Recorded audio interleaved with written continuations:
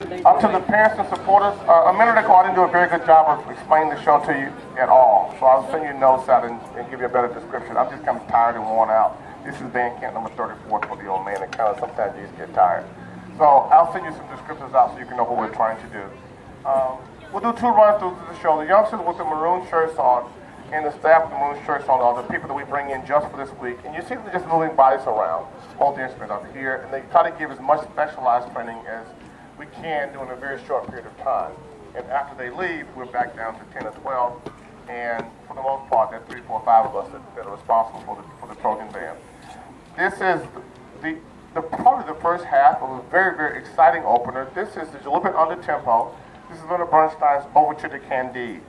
So all the material that you saw before was one thing. Then we go into a whole nother level of difficulty, marching and playing at the same time. When we use the expression sets that you've heard a few times, that's what we used to call in the olden days a formation.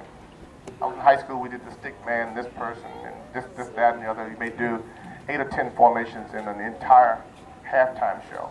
College bands typically do about 15 to 20 in an entire show. We'll do 25 today that we did, started on Wednesday. And marching and playing at the same time, or spinning and playing at the same time is the most complex thing that we do. Try to get it down to the most precise action that we have. So we're real proud of this work. It may not show now because we've done 54 hours, but it's a really terrific playing band. And you're here to play really well. And although it's a young band as a result of a small senior class that you noticed a minute ago, it's a terrific group. So we hope you enjoy the first 25 formations of the Overture to Candide. And you'll see a few students on the sidelines that are duplicate marchers, and we'll do it again so that they get a chance to get their turn to march it also.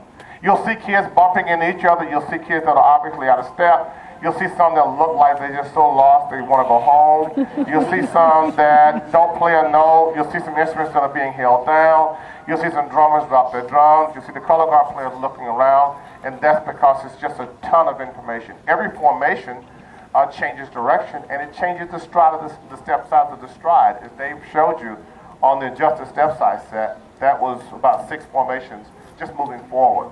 We move backwards on our tippy toes. And if you want to think that's difficult, just kind of go down the hallway backwards for a little bit, 2 or 3 times, and you'll find out how difficult it is just to move backwards on your tippy toes.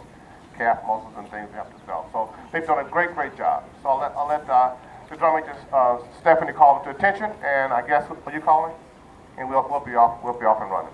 2 times through, I give them to the back sideline and give them a little last bit of information, and you can have them for tomorrow.